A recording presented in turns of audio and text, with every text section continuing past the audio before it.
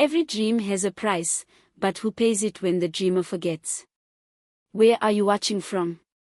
Comment below before we continue the story. And please don't forget to like, share, and subscribe for more interesting stories. The village woke up the same way it always did. With the sound of roosters crowing, women sweeping dusty compounds, and the sun slowly rising over mud houses baked by years of heat and hardship. In one of those houses lived a young girl named Jessica. She was not born into comfort. Her school uniform was always faded, her books shared with classmates, her shoes patched more times than anyone could count. Yet inside her lived a dream far bigger than the village that raised her. Every morning, Jessica would sit outside after chores, staring at the open sky, imagining a life beyond the narrow roads and crowded rooms.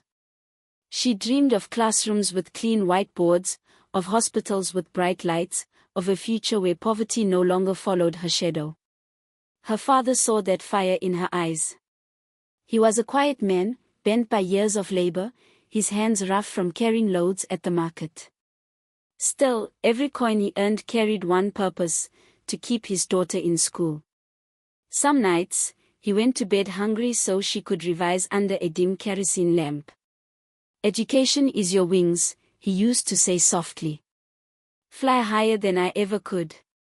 Jessica believed him. When she married Mark, she was still chasing that dream. Mark was young, gentle, and hardworking. He did not have much, but what he had, he gave freely. He believed in Jessica the way some people believe in prayer, with complete faith. Mark woke before sunrise to work. He came home tired, dusty, but smiling whenever he saw Jessica studying. He paid her exam fees, encouraged her when she felt small, and defended her dreams when others whispered that ambition was dangerous for a woman. At night, while the village slept, Jessica would read by candlelight, her lips moving silently over words that promised escape.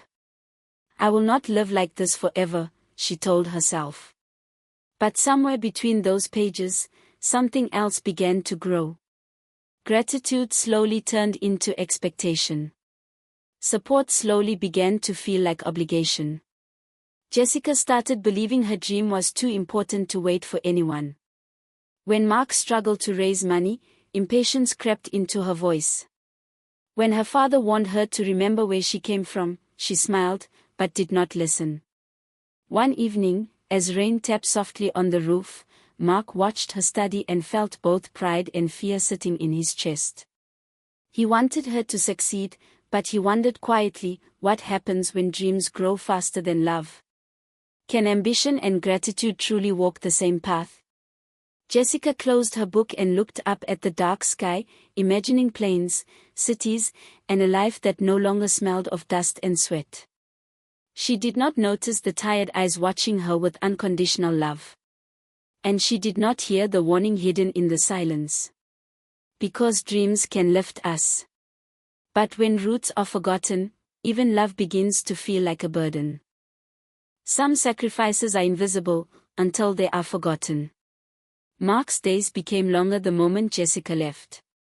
The village felt quieter without her footsteps, without her voice reading aloud in the evenings.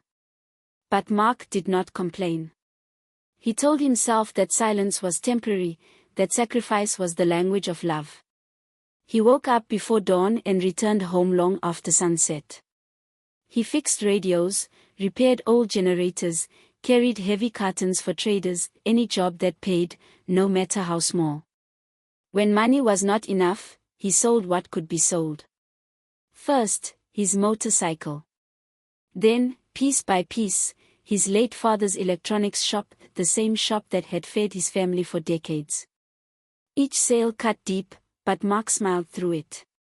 "This is for our future," he would say, folding the money carefully.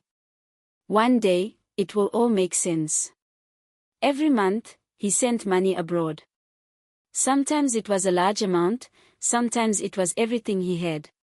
He kept the receipts neatly in a small envelope, as if order could protect him from worry. He skipped meals. He wore the same clothes until they thinned. He told no one. Meanwhile, letters began arriving from far away. Jessica wrote beautifully at first. Her words were full of warmth and affection. She thanked Mark for believing in her when no one else did. She thanked him for the money, for the prayers, for the patience. Soon, my love, she wrote, our lives will change. Mark would read those letters over and over, his heart swelling with pride. He showed them to neighbors like trophies. His wife was studying abroad. His sacrifice was working. But slowly, the tone began to change. The gratitude stayed, but it was wrapped in expectation. The requests grew larger. The words, thank you, were followed by, I need. She needed more money for books. Then for accommodation. Then for winter clothes. Then for networking events she said were important for her future. When Mark hesitated, the letters became colder. Other husbands are doing more, one letter said gently. If you truly want me to succeed, you will find a way, said another. Mark folded those letters too, pressing them against his chest. If I don't give her this, am I failing her? He wondered. He never asked how she was really living. He never asked why her expenses kept growing. Love, for him, meant trust. And trust meant silence. But in Jessica's words, something had shifted. Support had begun to sound like duty. Sacrifice had started to feel like entitlement. Mark stood alone one evening, counting his last notes under a flickering bulb. Outside, laughter echoed from neighbors' homes. Inside, there was only hope and exhaustion. And somewhere far away, Jessica sealed another letter, confident that more would come. Because when sacrifice is taken for granted, love slowly turns into an unpaid debt. When success blinds the heart, love is often left behind.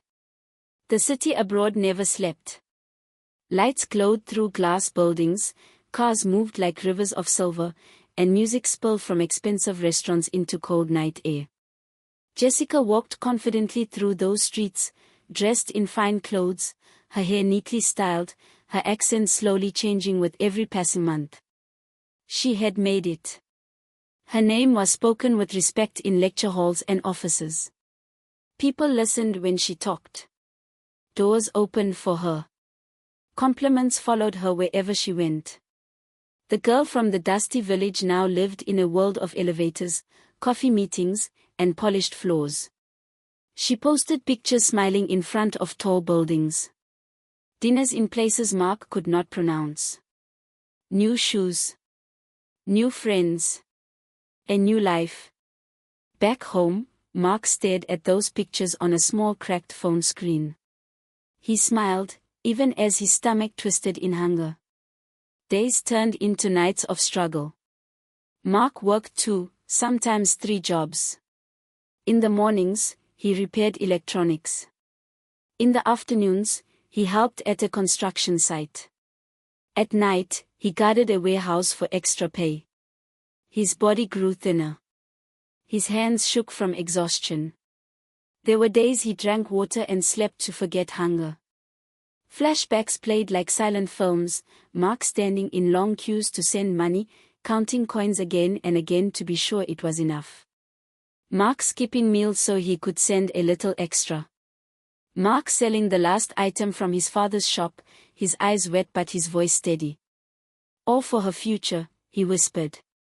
Every transfer emptied him. Every receipt was proof of love. Yet with each success Jessica tasted, her memories of home faded. She stopped calling regularly. Messages became shorter, colder, more businesslike. When Mark asked if she was okay, she replied with confidence, not care. I am busy. Things are moving fast here. Busy building a life that no longer included the man holding it together from afar. I will rest when she is fully settled, Mark told himself, ignoring the pain in his chest. But did she ever ask how he was surviving? One evening, Mark collapsed onto a wooden bench after work, his legs barely holding him. Around him, the village buzzed with life. Children laughed. Women cooked. Life continued. But Mark felt invisible.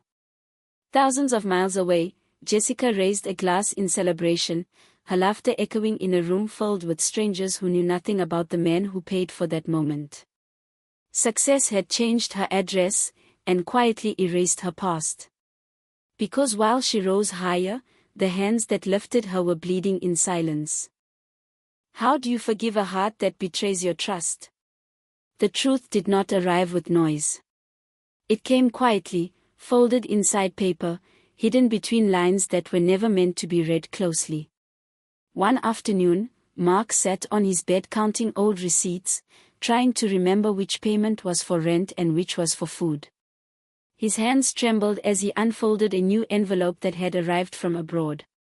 Inside were documents Jessica had sent by mistake, receipts she assumed he would never question. Dinner for two. Hotel charges. Gifts.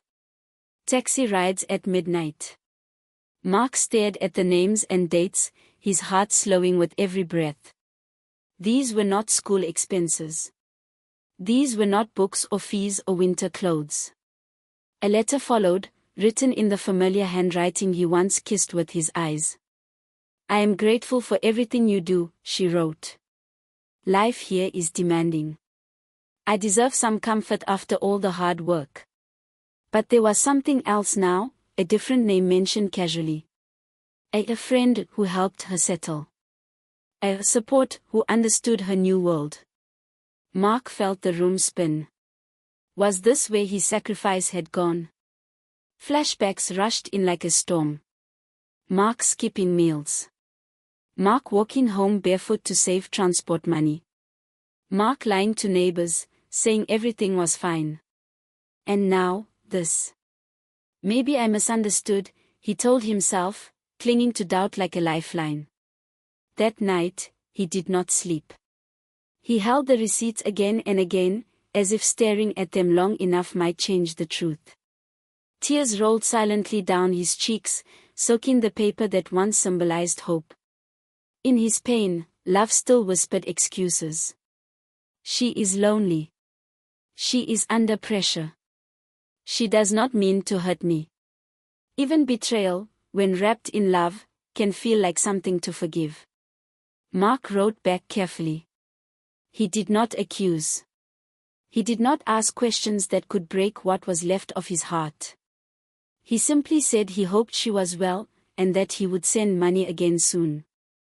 Because loving her had become a habit stronger than pain. Somewhere far away, Jessica read his message without guilt.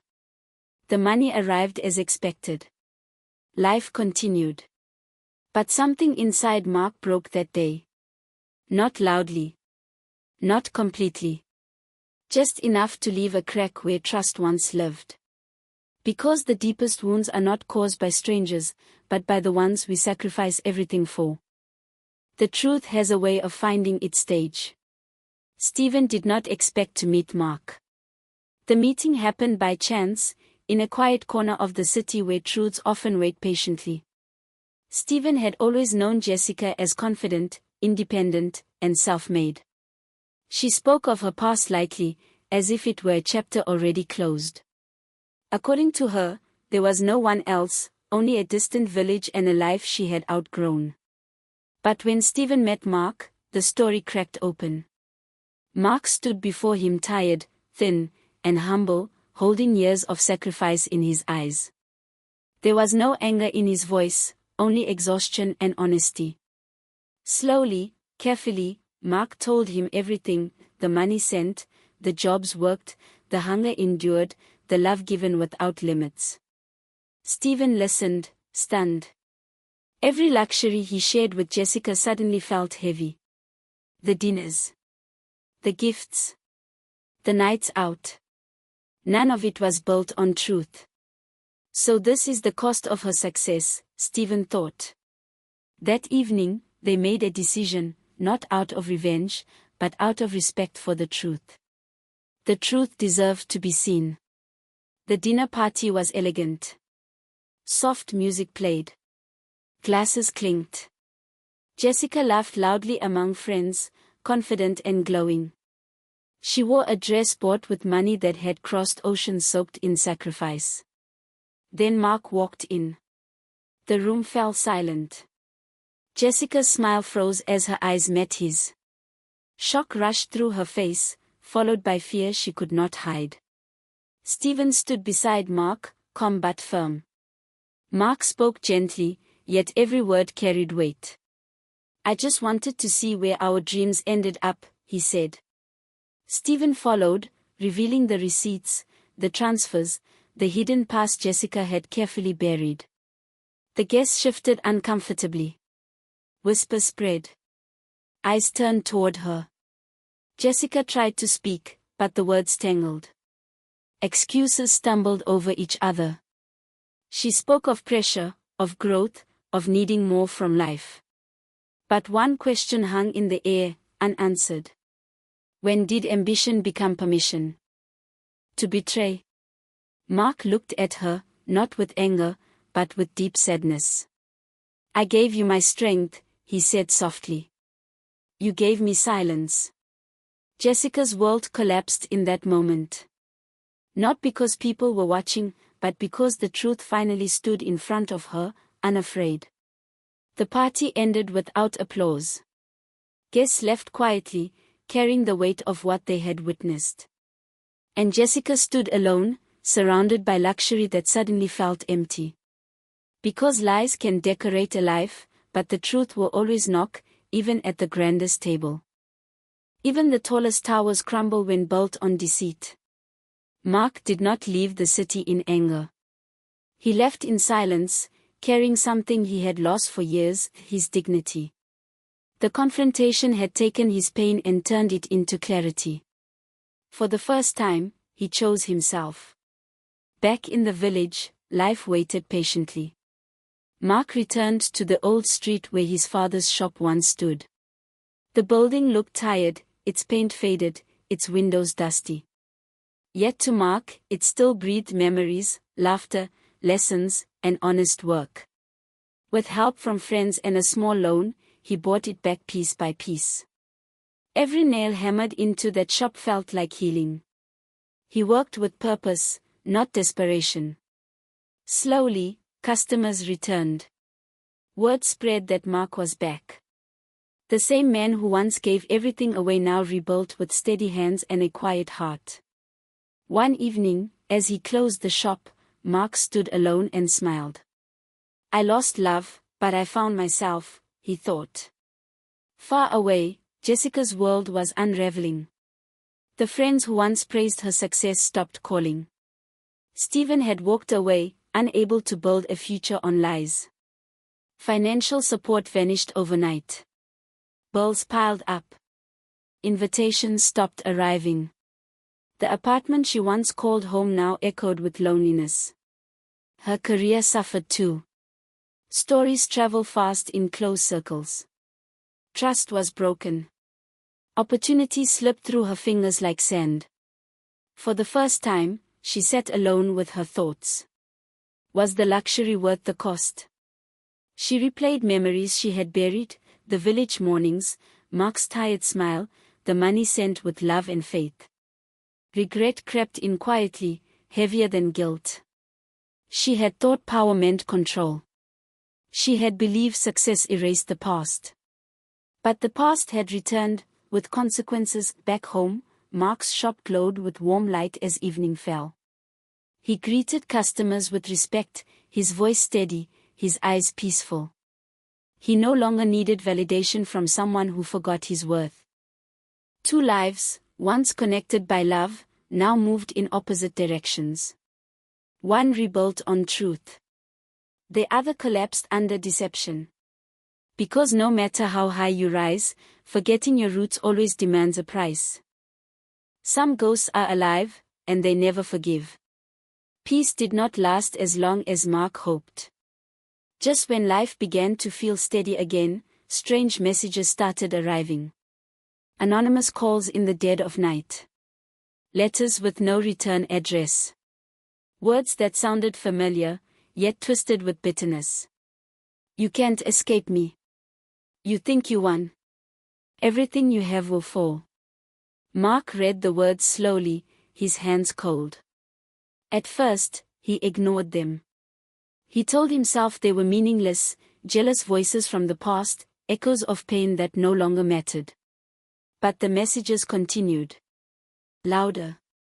Darker. More personal. They mentioned his shop. His routines. His quiet evenings. Someone was watching. The village nights grew heavier. Shadows felt longer. Every unfamiliar sound made his heart tighten. Success had returned to his hands, but fear had entered his mind. Why can't the past stay buried? He wondered. Far away, Jessica sat in a small, dim room, her pride wounded, her heart burning with resentment. Watching Mark rebuild himself felt like a personal defeat. In her mind, his peace was an insult to her fall. She told herself she deserved more. That he had embarrassed her. That his dignity had cost her everything. And so, she chose revenge. Not face to face, but from the shadows. She crafted her words carefully, knowing where to strike. She wanted him restless. Afraid. Small again. If she could not rise, then he should not stand tall either. Back in the village, Mark locked his shop earlier each night. He checked behind him while walking home.